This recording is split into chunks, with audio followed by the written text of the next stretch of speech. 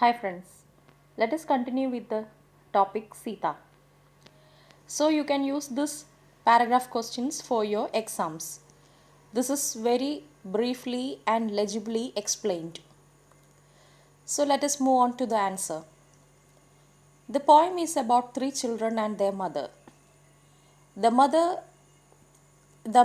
at bedtime is singing to her three children the sad story of Sita in Valmiki's ashram. So, this poem is about the mythical character Sita.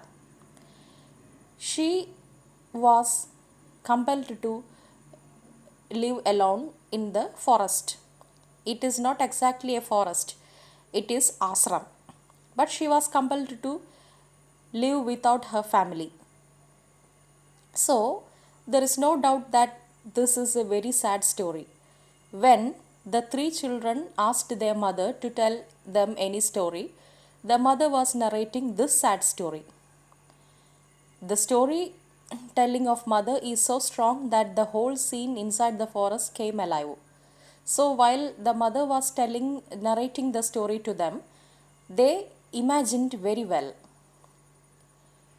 They thought that they are seeing this story alive. The children see Sita in their imagination, weep over her plight, and dream about her in their sleep. Even after listening to the story, the children were thinking about Sita. So, that much influence this character had in their mind. There is dense forest, and at its center is the hermitage where Sita has found refuge. She finds shelter at the ashram of the great sage Valmiki. So, where was Sita living after she was abandoned by her husband? She took shelter in Valmiki's ashram. The creepers with huge flowers embrace tall trees. So, in these lines, the surroundings are given importance. So, there are lot of beautiful trees, plants, and flowers. There, the white swan glide at and peacock spring and deer race. So, not only the nature was beautiful and beautiful trees and flowers were there, but also very beautiful animals were passing through them. And one is peacock and other is swan. So, the very sight of the white color swan is very pleasant. There, the blue smoke rises from altars.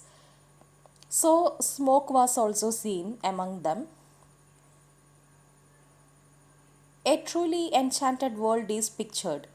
The poet and anchorite is, of course, Valmiki, the Adi Kavi or the first poet of India. So, who this Valmiki is? He is believed to be the first poet of India. That is what meant by Adi Kavi. Adi means first and Kavi means poet. The fair lady Sita, the sorrowful Sita, weeping in her loneliness. She does not weep all alone, but the three pairs of the eyes weep with her. So, in the story, it was Sita who was weeping because she was abandoned. But not only Sita was weeping, the three children who were listening to the story were also weeping. These three pairs of eyes of Aru, Toru, and Abjus. So, these are the three children Aru, Toru, and Abju. At the end of the story, the vision is brushed away. The poem ends with a question: when will those children gather once again to the mother's side? So, after the story is finished, all return to their bed, and in the dream also they saw only Sita. But here, the poet has this question in mind, and what was that? When will these children again come and ask their mother to tell the story? So that we can write or listen to many wonderful stories like this. The question is rhetorical because by, um, by the time of writing, the two siblings of Toru is Toru, as is the mother in the poem, are already dead. The three children were none other than one is poet Toru Dutt and the other two, Aru and Abju, were her siblings. But it is not possible to write about the poem or in the same order again because her siblings were lost. The poem is about memory and the power of poetry or the imagination of real sorrow. Thoreau conjures up the evocative story of Sita to mourn her own loss of happy childhood, but in doing so, she tries to overcome it by transforming it into poetry.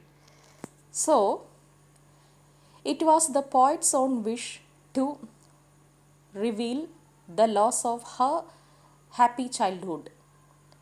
It is the same situation were undergone by Sita and also the poet herself, because Sita was also left alone in the ashram and she was weeping because she lost her family. The same situation is undergone by the poet also. She lost her childhood memory and the place she lived, etc. So, while thinking about her lost childhood, the situation seemed much like Sita. So, that is why she transformed that situation into the poetry. The poem is self reflexive and precocious in poetry postmodern way. So, this can be considered a well example of postmodern poetry. So, that's all for this topic. Thanks for watching.